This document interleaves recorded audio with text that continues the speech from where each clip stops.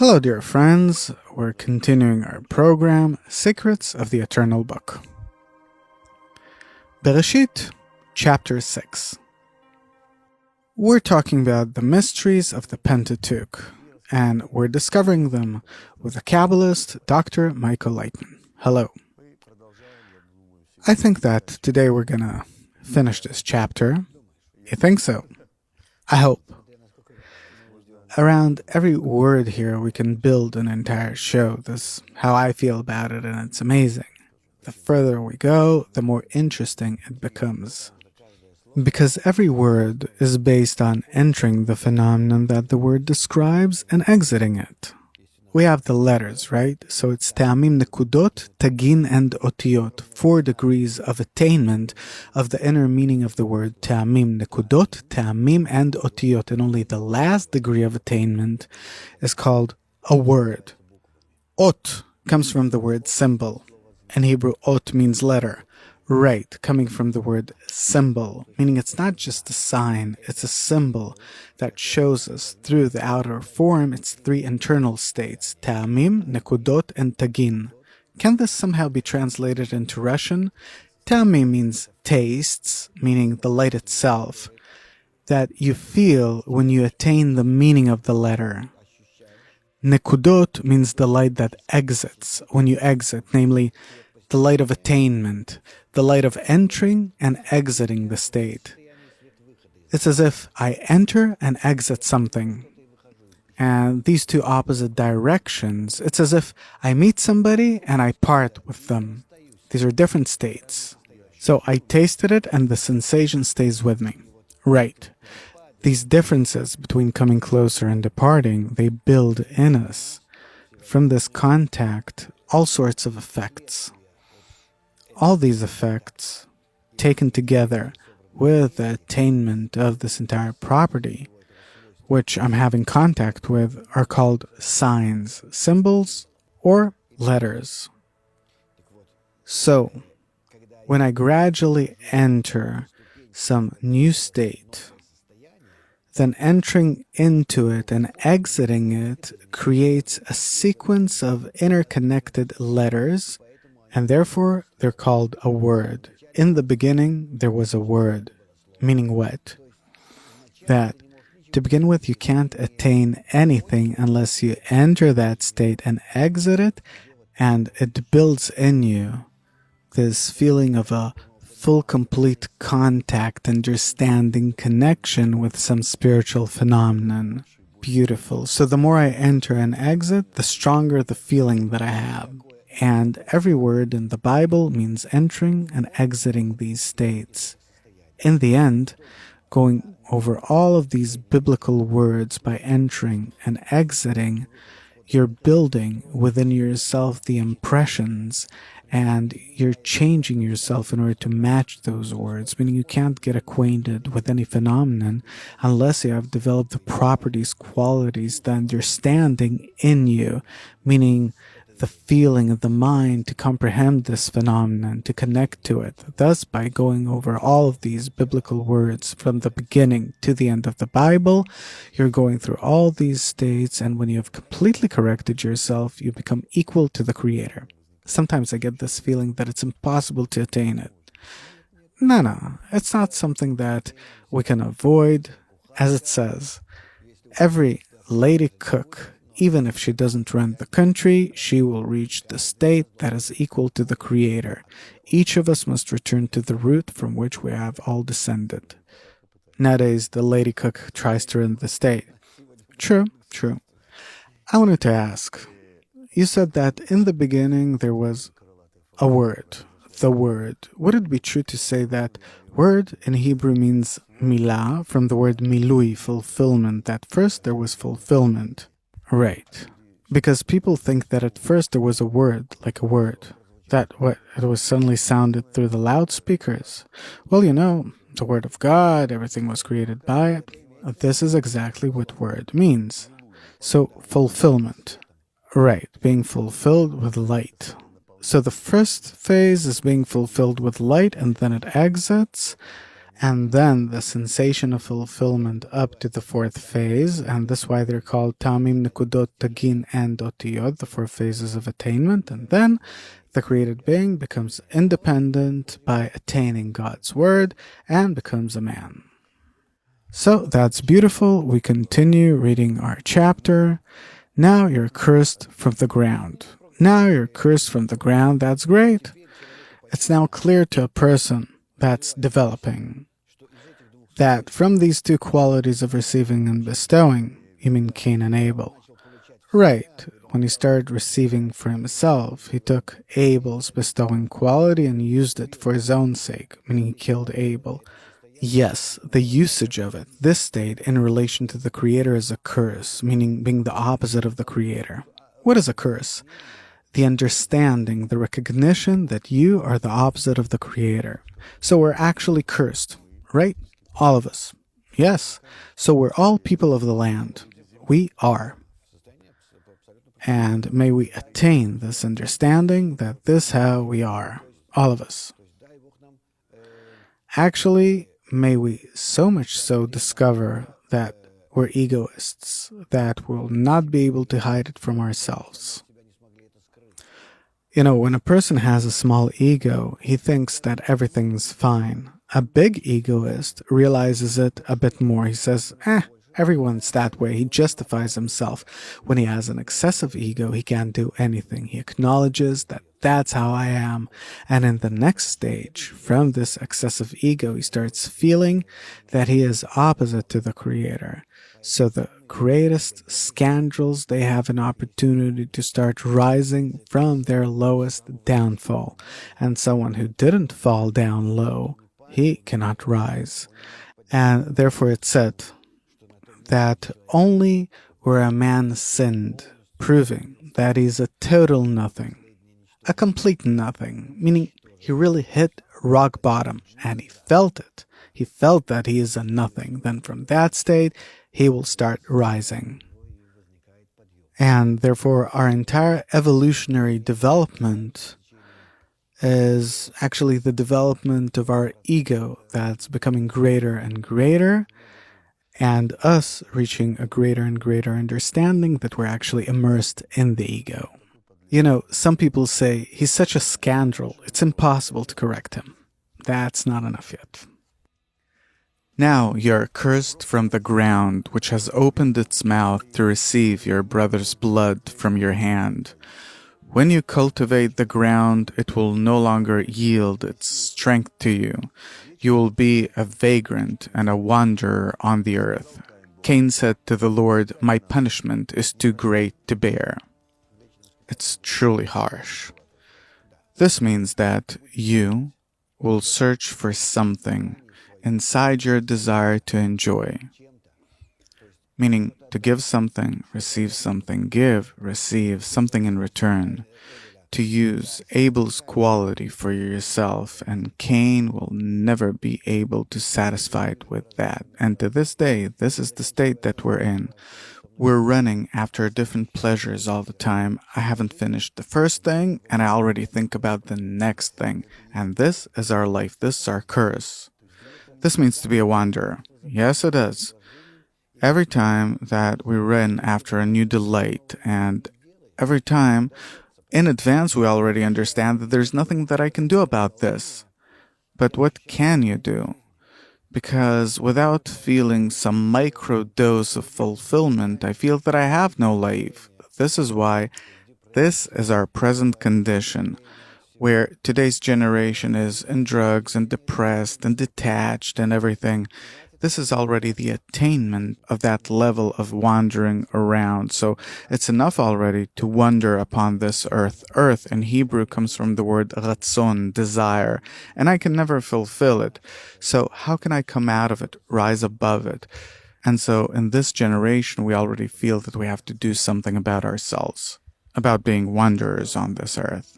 So the Lord said to him, "Whoever kills Cain, vengeance will be taken on him sevenfold." And the Lord appointed a sign for Cain, so that no one finding him would slay him. He can't even die. Who can kill him? There is no one else. There's no one else. So what does it mean? that no quality can help a person, no matter what he does. He must disclose that Cain within himself to the full extent and to want to exit it to another level. So until we realize this egoistic quality in us as something absolutely destructive, that's separating us from something higher, only when we'll see that it's killing us, as it's written in an ancient parable, that a person is so much in need of even a tiny dose of life that the angel of death, how does he come to a person? He hands him a sword. On the tip of the sword, there is a drop of poison. And this drop of poison contains in it a microdose of pleasure, and a person's left with no choice because he has to feel life, even a bit. And he opens his mouth, takes that drop of poison, feels that microdose of life, and dies. And he can't do anything about it. And that's how it is in life. We are heading towards death all the time, knowing that besides disappointment, we'll get nothing in return for our actions. But now I have it, I'll take just a bit of it. I'll steal it, I'll take it, I'll get some pleasure. And then, even though that I know that things are going to be bad, but I can't stop myself. This is the state of the true curse. So, again, emotionally, I'm at a dead end here after this explanation. I'm just afraid to go into it because we'll never finish the first chapter. You know, the word Beresheet in Hebrew, in the beginning God created heaven and earth. This word in the Zohar, there's something called the corrections of the Zohar. In Hebrew it's called Beresheet. Right. There's a book called The Corrections of the Zohar. It's not the correction of the book of Zohar, but it's the correction of man. So the entire book called Tikkunei Zohar, The Corrections of the Zohar, is based on the commentary to the word Bereshit, in the beginning, entirely. This is the only word that's interpreted. Besides it, there's nothing. In the beginning. And then everything else that's said in the Bible is the interpretation of that word. But it's not a kind of philosophy or anything. It is the attainment and the correct realization of the forces of the Creator in order to ascend to Him, to the Creator. It's like a ladder that descends to us, and the first word in the beginning is like the first step rung of the ladder that you start climbing. So we have to understand the first structure of this degree, its nature, how to climb it, and then the next degrees will be absolutely clear to you. The most important thing is the first degree. Imagine it's like a rope ladder or something. What did all of these great Kabbalists who wrote the book of Zohar want, that they explained this word in the beginning in this way? They wanted to explain to us the difference between our level, our degree, and the first spiritual degree, because that's the most important thing. It's the most basic, cardinal thing. It's something very fundamental. Because a person can't imagine how must he change. Can you explain to someone who's in his mother's womb that there's another world where there are a lot of people that live there and communicate with one another?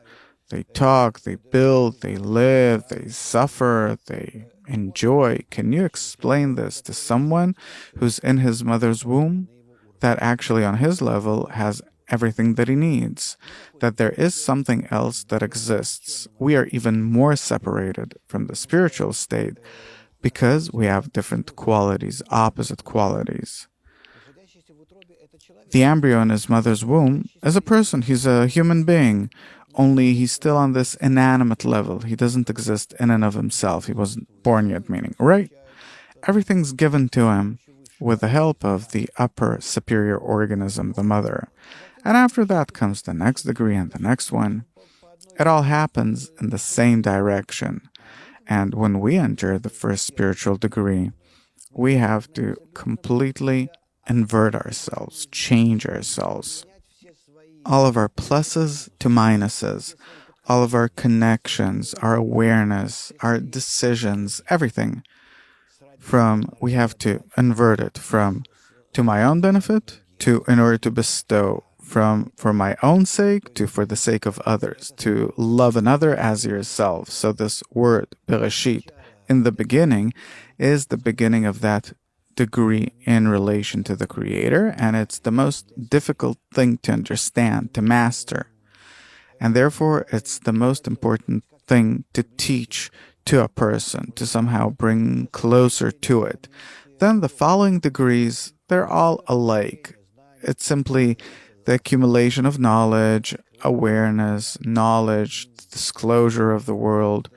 It's just, so to speak, a wondrous journey. It's already according to laws that you can somehow see, realize, know, absorb them, something new. Many times we hear words like he's a spiritually developed person, etc. Can we say that all of these words, in our current understanding of what spiritual is, are completely incorrect? Spirituality is completely based on the quality of bestowal. So we completely don't understand it. And it's not even that we don't understand it or are not aware of it. We can't even depict it because for us, spirituality is something that we depict, and spiritual concepts or images only hovering somewhere out there in space. But there's no motion, time, space, etc. Spirituality is what we perceive in the quality of bestowal that we do not possess at all, instead of the quality of reception. When I begin to transform myself toward the quality of bestowal and to see through this quality everything towards for the others, cutting myself from any self benefit, then I start seeing a completely different world. It manifests not within me, but outside of me. And when I start perceiving what's outside of myself, then I truly start feeling a creation that right now is completely blocked from me. What I sense now is only that which enters my five animate senses. If I change direction, I start grasping the world as it is without my interference, and that's called the higher world. There's a condition that a person has to reach the lowest state in order to start climbing upwards before entering the very first step of the ladder. The spiritual degree, I mean. Right, we must first descend down to real hell. And so from there begins the entire descent. Mankind's born, let's call it mankind, right? There's Cain, who gives birth. Well, he got to know his wife, they gave birth to Hanoch, etc., etc., etc. So, what I actually wanted to ask is, these are all qualities, by the way. So, okay, everyone has their own qualities. Someone's a blacksmith, and someone's a shepherd, and someone's something else. And all of these qualities are inside of me? Yes, they are. And this is how they use their qualities in order to correct their desires. Meaning that any work that a person does in this world, and we're not talking about physical work, we're talking about working on yourself, what we call spiritual work, the work of the Creator. And this work is divided into many different professions. It's like in our world, you have a blacksmith, a shepherd, etc., etc. So here, it talks about how to correctly use each of these qualities that was given to you. It's also said that someone lived until he was 905, someone till 910. These are spiritual degrees. You know, some people think that the human body can live until it's 900. They barely made it to 25, so it's a spiritual degree. It's like, I think Pushkin wrote, an old man about 40 years old, something like that. Meaning, we can't imagine. Only intellectuals who had the means, so to speak, made it until 60, 70, etc. Philosophers, writers, and generally wealthy people, all the rest. So when they say 900, 905, Adam, for example, This is all written only about higher spiritual degrees, levels of attainment, and therefore it says that after the flood, for example, man's age decreased, etc., meaning it's all about spiritual attainment. To what extent can I correct myself?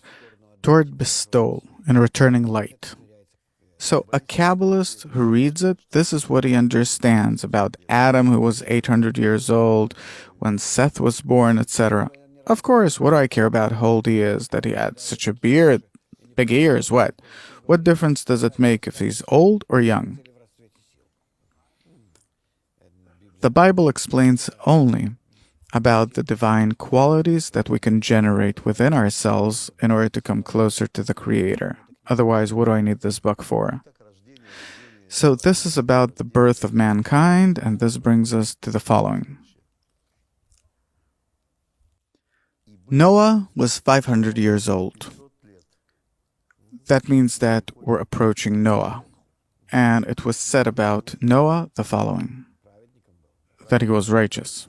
Yes.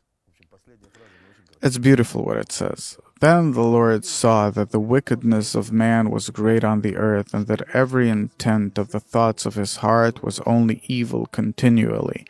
The Lord was sorry that he had made man on the earth. He was grieved in his heart. The Lord said, I will blot out man whom I have created from the face of the land. From man to animals to creeping things and to birds of the sky, for I am sorry that I have made them. But Noah found favor in the eyes of the Lord. So what does it say about the Creator?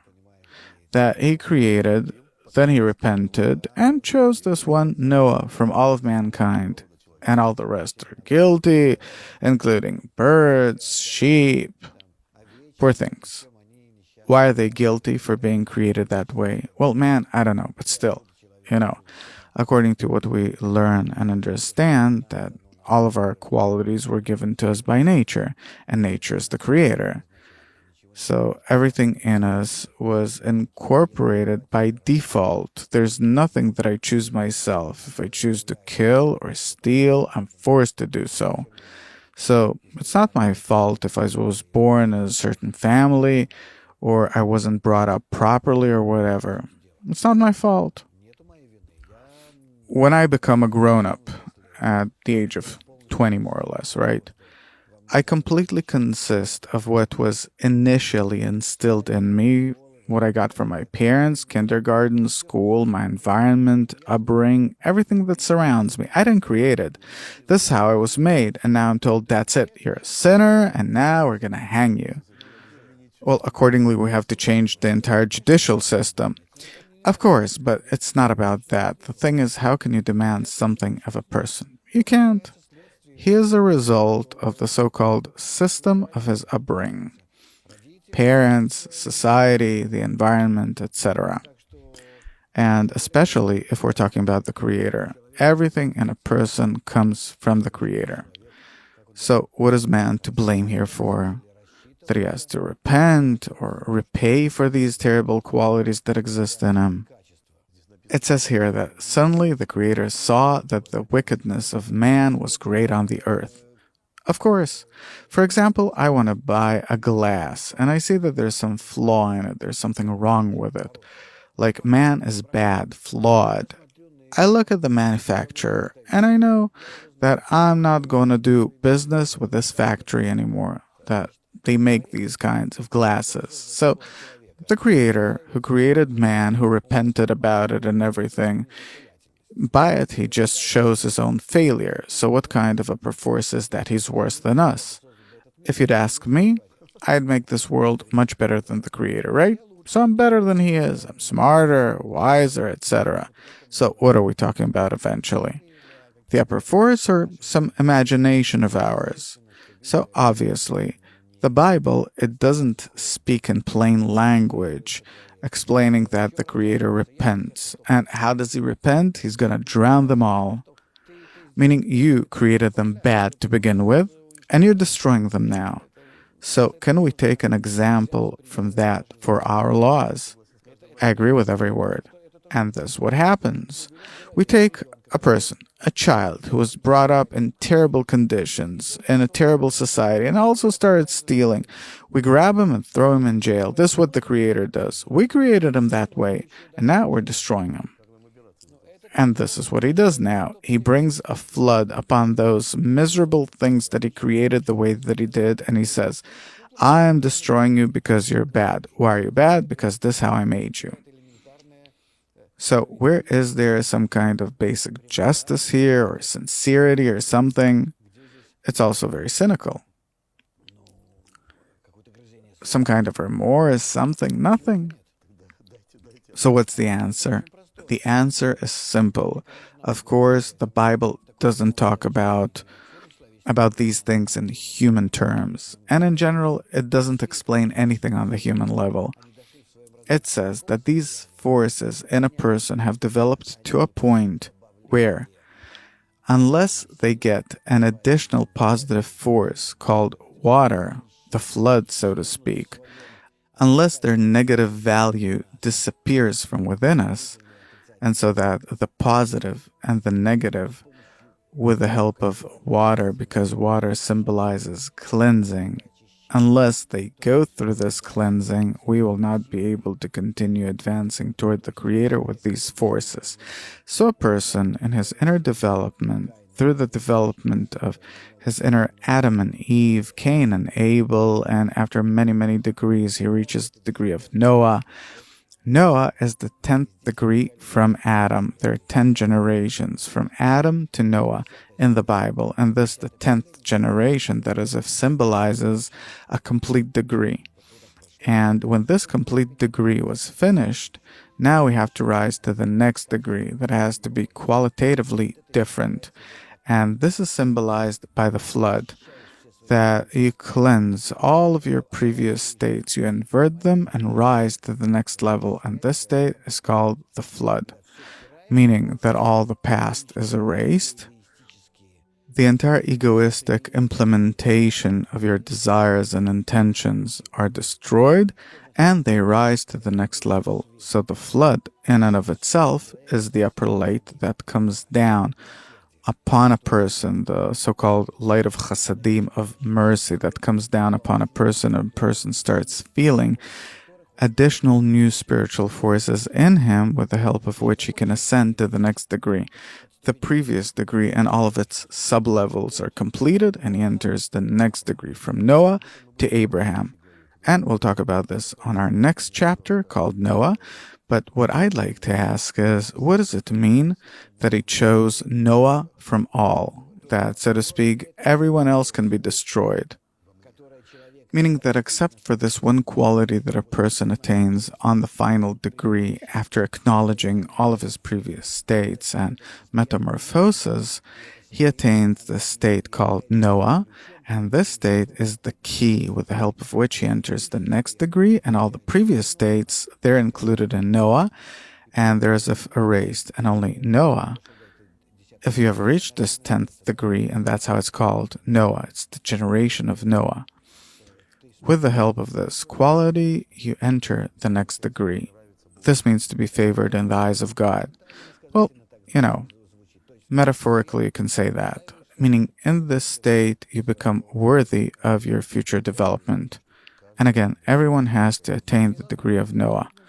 Everyone has to go through the entire Bible from beginning to end, every person inside himself. It's written for each and every one of us.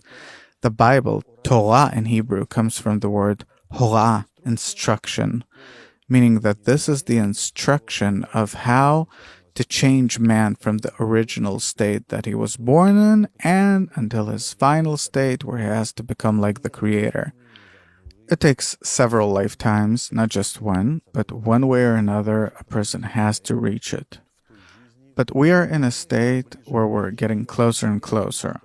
We're still in a state that's not even described in the Bible. It's even before that state, before the, so to speak, biblical times, in the state of the ancient world, which means that we're not even revealing the Adam inside ourselves, that human part in us, that by changing it, we can become like the Creator. And on this optimistic note, True, true. Unfortunately, our time's up. You know, we can talk about this for hours and hours. We'll have time, don't worry. So, dear friends, we're concluding our show. As you can see, things are not simple. On the one hand, very interesting. On the other hand, very complicated. And there's much more left to do. So, let's think about it a bit. Stay with us, and we'll see you on our next shows.